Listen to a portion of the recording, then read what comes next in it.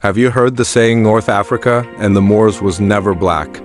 Many will say the Moors are Arabs or Berber, and that blacks were only present in North Africa during slavery.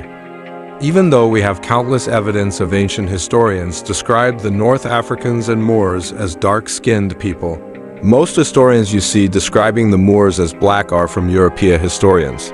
But don't you find it strange that hardly any Arab, Persian, or Levantic historian describes the Moors, even though they fought alongside them?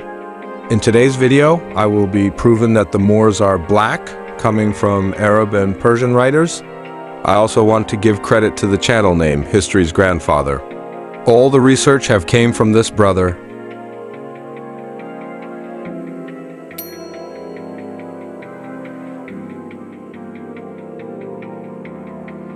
Yes, I will also have quotes from Europeans. Augustin Bernard says black ancestry is very noticeable in the Oasis, and that the Berber race is not a single entity. North Africa is a crossroad of Europeans and Asians.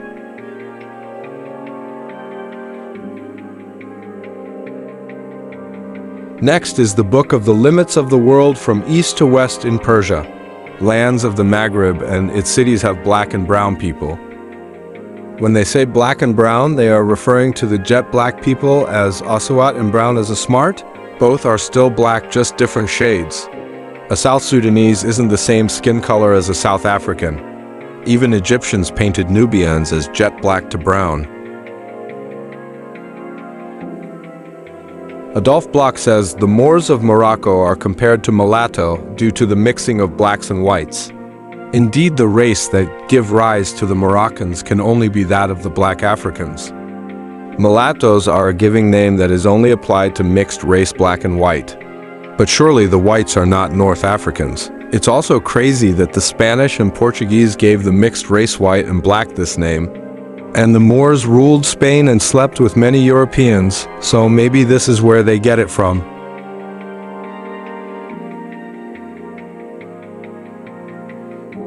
Marcus Manilius, Astronomic in Book 4, says that the sandy dust of the African lands and Mauritania bears the name of the mouth and bears the title of its own color. It's saying that the inhabitants of Mauritania are dark-skinned. The word Moor comes from the Latin word moris, meaning black or dark. So when he says that Mauritania bears its own name for the color of its people, it literally does.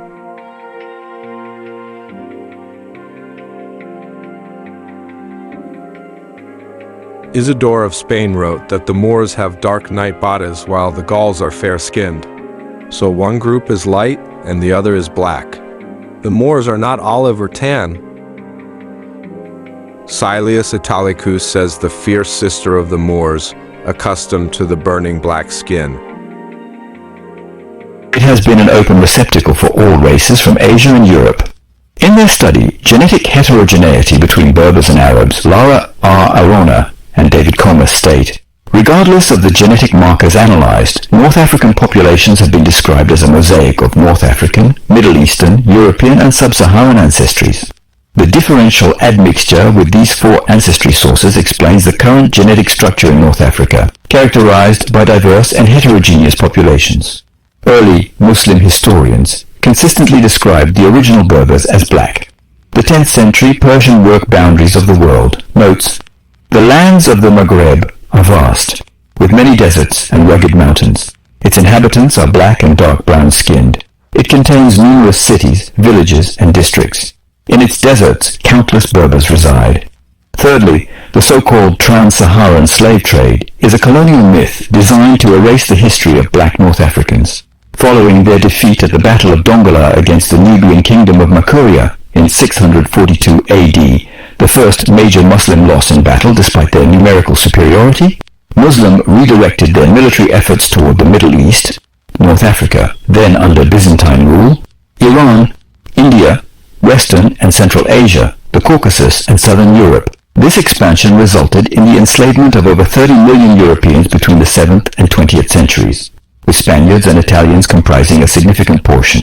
The historian Ibn Khaldun, in Kitab al-Iba, documents the scale of enslavement during military operations. He dispatched military expeditions to various regions and sent his son, Abdullah, by sea to the island of Majorca, where he seized spoils and enslaved captives before returning. He then sent him to another region, as well as his son Marwan. Meanwhile, he himself set out to a different region, where he also seized spoils and enslaved captives before returning. The fifth portion of the spoils included 70,000 enslaved people. Since 70,000 represented only the Combs, one-fifth of the total spoils, this suggests that the total number of enslaved individuals from this single military campaign was approximately 350,000. This staggering figure underscores the scale of enslavement as a tool of war and conquest. In the 7th century, Muslim forces launched invasions into Sicily, which fell fully under their control by the 9th century. The island became a crucial base for raids into Italian and European territories, leading to the widespread enslavement of local populations. Abbas bin al-Fadl, in Sicily, he ravaged the crops of the Christians, deployed raiding parties across various locations, and captured several cities, including Caltagirone, Catania, and Siracusa. He laid siege to the city of Bonera for 6 months until a truce was reached in which the inhabitants agreed to pay a ransom of 6,000 Italian slaves. He then returned to Palermo and successfully captured the city of Sperlinga. The large-scale enslavement of Europeans continued in subsequent centuries. One of the most infamous incidents was the 1544 sack of Lipari, an island in the Kingdom of Naples, by the Ottoman admiral Hayreddin Barbarossa. After enslaving 4,000 inhabitants of Ischia, he proceeded to Lipari, where he enslaved nearly the entire population of 11,000 people. Even into the 19th century, the practice of raiding European coastal regions for slaves persisted.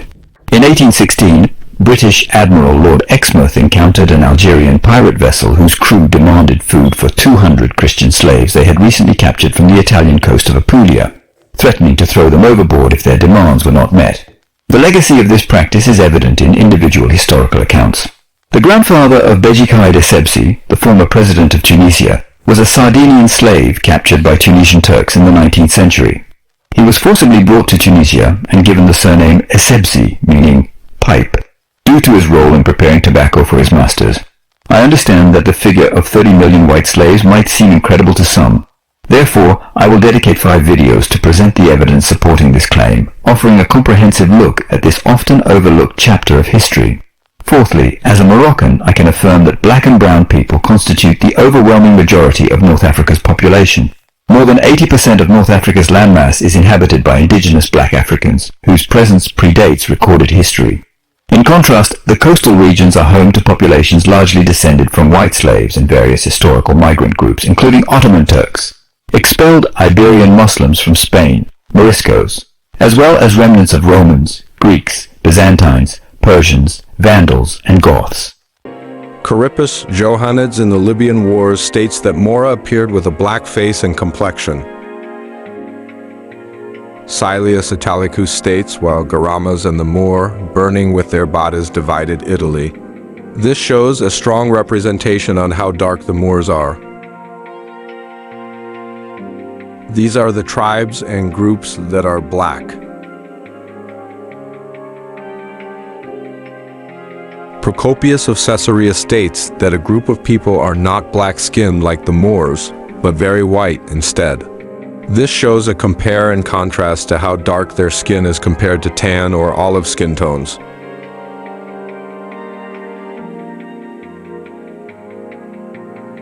Al-Jahiz, the pride of the Sudanese over the whites, says that the Sudanese count the Zanj, the Abyssinians, the Fezzan, the Berbers, the Copts, the Nubians, the Zagawa, the Meroe, the Sindhis, and the Indians. Now this is about skin color, that these groups are very dark-skinned with high melanin. Berbers, Copts, and Fezzan are in North Africa with dark skin tones.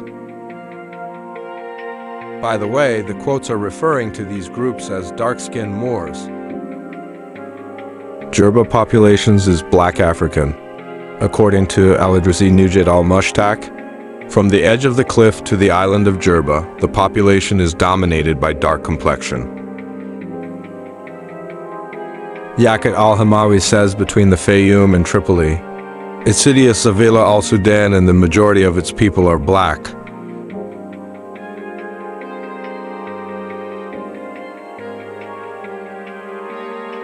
Nazar Khosrow Kobadiani says a group called Masamda, who are black people from the land of Masamda. It is said that their number is 20,000.